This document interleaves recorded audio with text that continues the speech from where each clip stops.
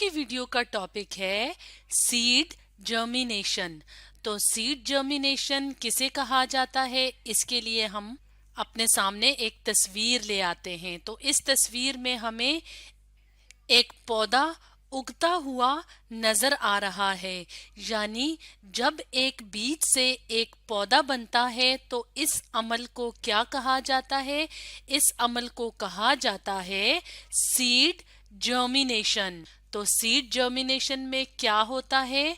Seed germination में एक seed या एक बीज ग्रो करता है न्यू प्लांट में। तो इस न्यू प्लांट बनने के अमल को सीड जर्मिनेशन कहा जाता है। यानी सीड से जब एक नया पौधा बनता है तो इसको सीड जर्मिनेशन कहा जाता है। तो इसके लिए सबसे पहले क्या किया जाता है? बीज को जमीन में बोया जाता है। तो जब एक बीज को पानी यानी वाटर, इसके अलावा सनलाइट यानी सूरज की रोशनी, अगर हम यहाँ पे ये सूरज बना दें तो सूरज की रोशनी जब बीज को मिलेगी, इसके अलावा एयर यानी हवा, तो जब ये चीजें बीज को यानी सीड को मिलती हैं तो सीड क्या करता है? ग्रो करने शुरू होता है और एक पौधा बनाता है। तो इस प्रोसेस को सीड जर्मिनेशन का प्रोसेस कहा जाता है। तो सीड क्या होता है? अगर हम इस तस्वीर में देखें, यहाँ पे हमें एक फ्रूट नजर आ रहा है जिसका नाम है एप्पल यानी सेब। तो इसको अगर हम काटें और यहाँ पे देखें तो हमें इस तरह के छोटी छोटी सी चीजें नजर आती हैं जो क्या कहलाती हैं? सीड कहलाती हैं यानी बीज कहलाती हैं। तो इस तरह से बाकी के फ्रूट्स में भी मुख्तलिफ तरह के सीड्स या बीज मौजूद होते हैं।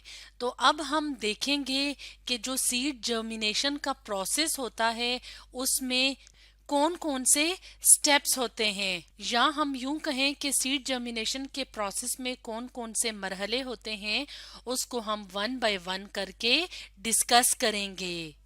तो सबसे पहले स्टेप में क्या होता है कि बीज पानी को जज्ब करता है और थोड़ा नरम हो जाता है और सूरज की रोशनी को भी लेता है, इसके अलावा हवा को भी जज्ब करता है।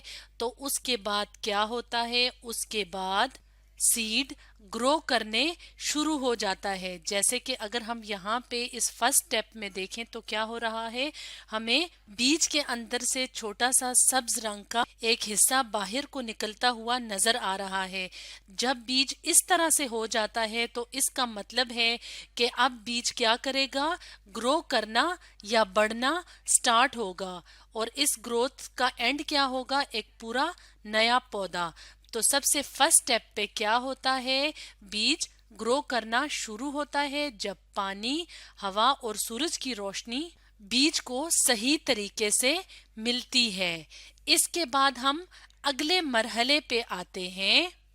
तो अगले मरहले में क्या होता है? हमें इस तरह से छोटी छोटी सी जड़ें नजर आ रही हैं जो कि नीचे की तरफ जमीन की तरफ बढ़ रही हैं।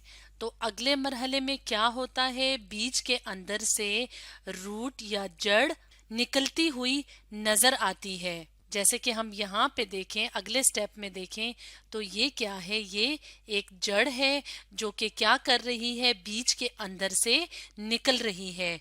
तो अगले स्टेप में क्या होगा? रूट या जड़ हमें नीचे की तरफ ग्रो करती हुई या बढ़ती हुई नजर आएगी।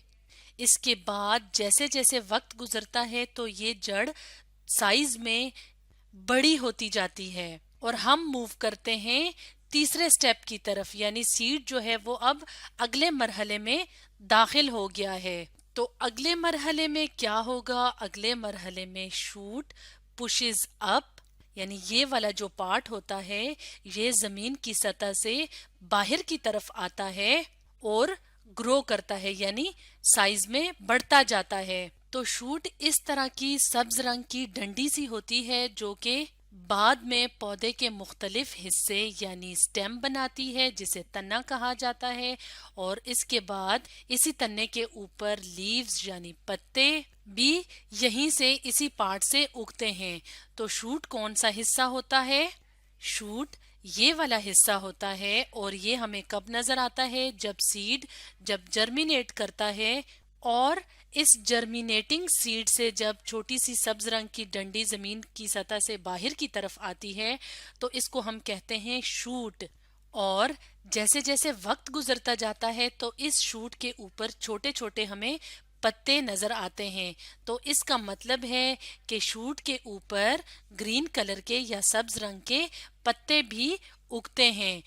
تو اس طرح سے جب پتے بھی اگ جاتے ہیں تو ہمیں ایک ننا سا یا چھوٹا سا پودا نظر آتا ہے. تو اس سارے پروسیس کو سیڈ جرمینیشن کا پروسیس کہا جاتا ہے. اور اس پروسیس میں کیا ہوتا ہے؟ اس پروسیس میں مختلف مرحلے ہوتے ہیں اور جن مرحلوں کی مدد سے ایک سیڈ جو ہوتا ہے وہ گرو کرتا ہے اور ایک پودا بناتا ہے. تو ایک نیا پودا جو اگتا ہے وہ ایک سیڈ یا بیج سے اگتا ہے. تو آج ہم نے پڑھا سیڈ جرمینیشن کے بارے میں.